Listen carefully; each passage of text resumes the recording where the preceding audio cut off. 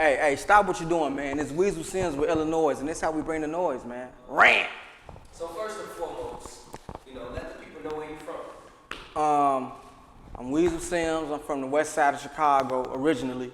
I'm off Parkside and Adams, but for those who aren't very familiar with the west side, that would be more closer to Parkside and Central. I'm from about the original Uncle Remus, you feel me? And from there I migrated to the woods, Maywood, Bellwood area. So I'm from out west, Bellwood, that's where I'm repping. Okay. So speaking of where you're from, like how did you come up with your name, bro? Weasel Sims. That's a unique name and it's an easy name to search. No one has that name. You know what's crazy? It's crazy to tell a girl, they're like, what's your name? My name Weasel. You don't really get a lot of love like with a name like that, but nah, for real. I got the name from my pops. That's my pop's street name. So I'm a junior. We got the same name. So I had a name that was more gang bangy back in the day. My name was Fo Baby, and Fo Baby, but I try to throw it off and spell it with a P, P-H-O. You know what I'm saying? So I try to leave the Fo out of it, but that's because everybody around where I'm from, they call me Fo, or they call me Rufus Fo. So I went with Fo Baby. But when I finally started getting a real PR and stuff, they advised me that, man, you might want to get a more less offensive name, a more universal name. So I'm like, what? Like publicists tell me, you ever thought about going like the Rick Ross route? And I'm like, you mean like Weasel Sims? She's like, that's exactly what I was thinking. And I'm like, well, me and Pops talked about that before. And I was originally using it just as like a AKA, but I made the real thing, you know what I'm saying? Wow, I'd say that's a dope name. It turned out right. It's a good thing that you listen. Thanks. That's something a lot of artists don't do. That's what sets you aside. You know what's crazy? Pop's finna come home, and I've been thinking about changing my name. Again? Cause it's like, I'm Weasel Sims, but I'm Weasel Sims Jr. He Weasel Sims, so it's like. But I'm pretty sure your pops respect that. Oh, for sure, for sure. He used it in a great manner, so I mean. If you had like, if Rick Ross had a son that was doing music and it's almost like Rick Ross is still Rick Ross, but it's almost like, nah, Rick Ross, I don't know, you know, cause I feel like he definitely down with what I'm doing, he support that, but at the same time, he's his own brand. So it's almost like, I see what you're saying. You know what I'm saying? If your name changed, it's okay. If I change my name, it's gonna be Rufus Sims. Straight cut, no dry, no nothing. Rufus Sims. You heard it first. It sound kind of menacing too. Rufus Sims. I kind of. Rufus Sims. So y'all heard it here first with iLLANOiZE. When Weasel Sims change his name, it's gonna be Rufus Sims. So if it changes, respect that. Respect that shit. Now I want to talk to you about the turning point of your career. When did you start to notice that music was your call? I think it was a period in my life where I had allowed myself to get caught up in the streets, and then I was doing the music, but not consistently as a real artist really should. You know what I'm saying? Like not the day in and day out grind. So as we all start taking these losses that come with the streets, people dying, going to jail, different things, I started to notice that the only thing that I had really that was consistent in my life that was growing was the music thing. So I started surrounding myself with people that had the same goals and and I kind of started isolating myself from the streets a little bit. You know, I nigga gotta keep his killers around for whatever, but I can't be involved in everything day to day and actually do this and actually make it a real career. You know what I'm saying? And I peeped that too. It's like, so I know about the Gangland situation. I would talk about that. I'm pretty sure you talked about that several times. And we could talk about that because them other interviewers ain't no shit. You know, we with iLLANOiZE. Like, the Gangland situation. If you could break down the Gangland situation, how you appeared on there. On some, if being always 100% real, I was in the county when that premiered. Now actually, I was down at Lawrenceville. Anybody that's been out here through the Illinois Department of Correction, Lawrence, one of the worst joints out here. It's just a terrible place to be. 23 hours in the cell, 1 hour out. It's just real bad. Terrible food, rednecks, all that. But you mind me asking what you did? You comfortable with putting that out there? I was on parole, and my little cousin had got pushed on at the store up there on Madison. And I actually had a lot going for myself. I had a lot of I was getting a lot of free radio play. You know, you don't get a lot of free things in the music business. And then we were getting ready to do a video for what was, at the time was my most popular song, and I made a bad decision trying to come to the aid and assist to somebody else, a family member. So, but that's on camera. So it's like they actually got me running in the stove, up the pipe jammed up, but I got the footage. I show you. I give you the footage. Real ass nigga right here. We just so happens. I think it was God putting everything in play for us. Like, okay, this your life, but I'm gonna give you these pieces to play with. Show them the real. You know what I'm saying? It turns your life around, man. Ah, for sure. And like I said, you went from Gangland to now, like you one of the hottest artists in the Chicago area, bro. And with that being said, like, how did you come up with Ran? Like, what's Ran Nation? Ran started out a song, wrote that once again when I was locked up, and I wrote a song called Real Ass Nigga. I was on my cell watching 106 in Park, trying to stay current with when you locked up. Only way you can stay current with music is through 106 in Park and stuff like that, because you don't get many options. You know what I'm saying? So Ace Hood had a song that hustle. I'm like, ooh. In my opinion, bro had the flow, bro had a nice beat. I felt like the lyrics could have been stronger, but I was feeling it though. I'm like, damn. Then the idea popped in my head, like the real ass nigga. It was kind of like, on the Hustle Hard, the beat drop. So, every time I stretch that, mama, go figure, Weasel Sims, I'm a real ass nigga, the beat drop. So I kind of wrote that song to that beat and came home and found the beat. And at the time I came home, I called myself trying to be, I don't know, I'm the type of dude that like knowledge, wisdom, all that. So in jail, I read a lot, I write a lot, and I be heavily into what my brand is. It's all a part of me. So I call myself reinventing myself and coming home more positive. And the music I was making wasn't getting the response I wanted. And people like, damn, what happened to the asshole? What a nigga that just be saying that shit. And then it's just like, so I had real ass nigga in the stash, I dropped it like. Jab was just like, damn, niggas ain't fucking with my new music. I dropped that. And niggas got back in tune.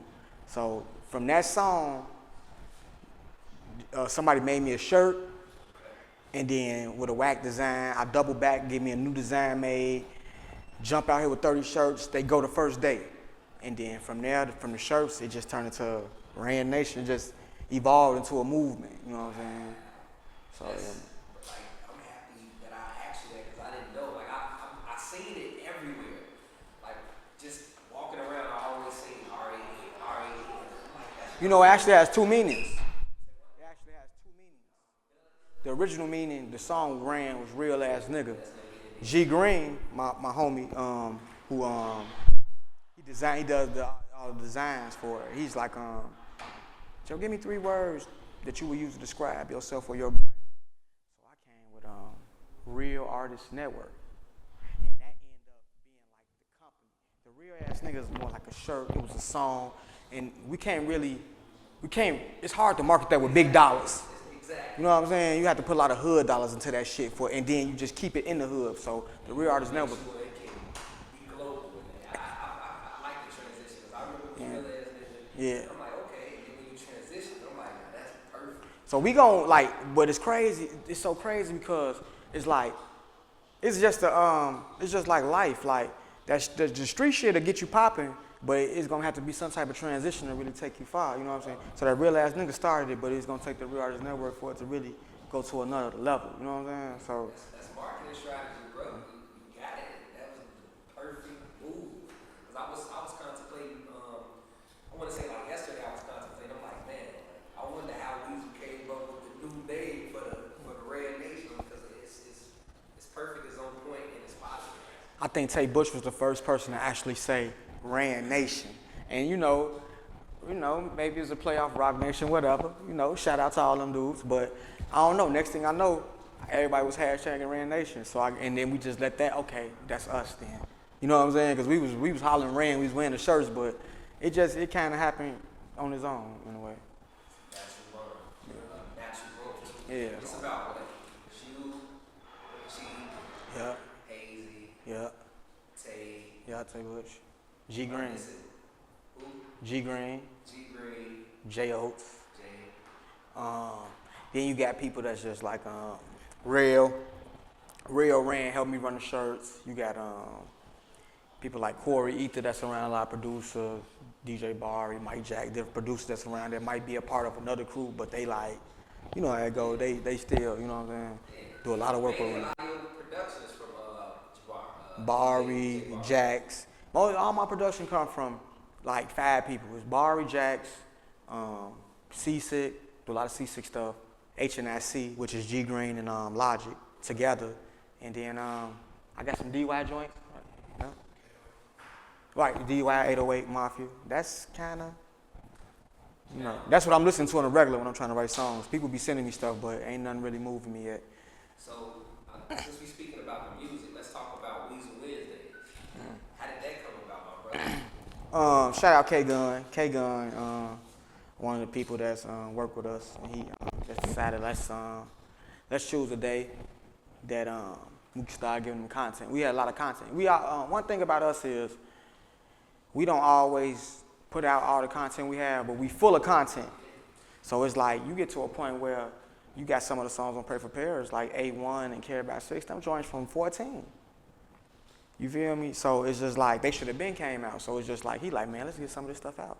So we chose Wednesday. I really wish we would have did it every other week, coming on a weekly basis. It's killing. You got to be working hard, man. I was so consistent with it every Wednesday. I'm like, We went for like 9 weeks. 9 weeks. He brought out Pray for Paris. Yes. So with Pray for Paris, like, what was the idea of things? Can you break down the concept of Pray for Paris for the people that may not understand? Not you know, Paris, London. Paris is one of my best friends. His street name was Peanut. Okay. You know what I'm saying? And he was killed in Bellwood, and he was a major leader in our neighborhood. You know, he's the type of cat that, you know what I'm saying, he wasn't no chump. He'd definitely, you know what I'm saying, get out here and get down, but at the same time, he the same guy that'll pull up on the kids, catch you not in school, and put a broom and a dustpan in your hand and be like, hey, oh, you don't want to be at school? Okay, you be your ass out here cleaning up. When everybody get off the bus, you make sure you out here cleaning up. Okay.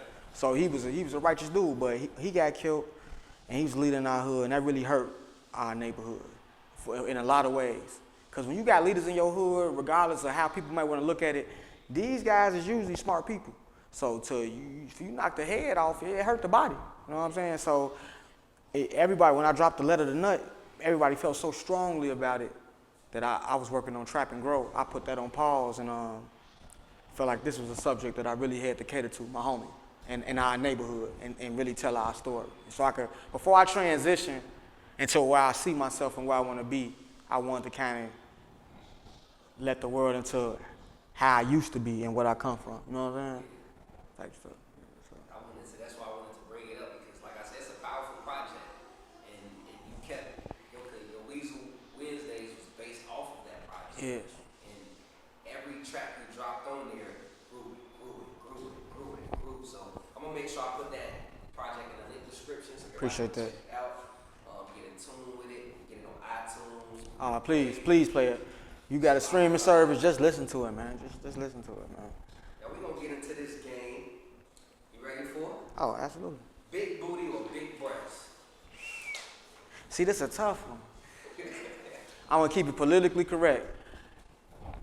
My baby mama got big boobs. Next question. Martin or Fresh Prince? Haha, Martin. Okay. Kim K or Beyonce? I'm gonna go Beyonce if that's wife. But if it's Lil Yachty for one night, I'm gonna Kim K it. I mean, one night I'm gonna. That was a hard question for me. If it's building a whole family though, like who gonna have the kids when I'm out, like yeah, you know. If you wasn't making music, what do you see yourself doing? Bro, I would be so far in the streets, bro. It wouldn't even be funny. So I'm so happy to have something to put my time and effort and my passion towards, because I got a lot of friends and family who don't got shit else to do. And these pop bottles over the latest killing. So shit, I already know, man. I know where I would be at. It's too much around me. It's hard enough to dodge this shit now. So. That's why I see it. Music save lives. Man, for real. If used the right way, if you being positive, because it can be destructive too if you got negative intentions. For the last question, name an artist, dead or alive, you would love to work with. Killer Cam, Cameron, Dipset. Yeah. All artists, why? Cause man, I like real niggas, I like authentic niggas, I like disrespectful niggas, I like niggas that don't really honor the rules or the institutions. Even though Jay-Z is one of my favorite rappers, Cam was one of the most disrespectful people to Jay-Z ever in the world, and it didn't hurt his status, it didn't hurt him. A lot of people couldn't do that move. I rock with Killer, bro. He's still doing what he do to this day. You know what I'm saying? No disrespect to no bigger rapper. Like, coming up, one of my favorite artists was Kanye. That don't mean I want to kick it with Kanye. I would love to do a song with him. That don't mean I want to kick it with Cameron. Take me to the 5 restaurants out here. Where they got the good weed at? Let me, you know what I mean? I don't need no uptights. There you go with that. Let people know where they can find you. Get some shout outs. Shout out Bonnie. That's Paris' mama. She really loved the project. Shout out the whole Hit Squad, CO Trip, all the stuff we've been through. Happy birthday, Jake. You ugly as hell. And then follow me at Weasel Sims, WeaselSims, WeaselSims.com, Snapchat, Twitter, Instagram. It's Weasel Sims. I don't do all that hashtag, underscore, all that bullshit. All my name's the same. Weasel Sims. You can find me in any lane. Rant. It's your boy Biko signing out with my man's Weasel Sims. On to next time. Take a picture, man. Oh, absolutely, absolutely.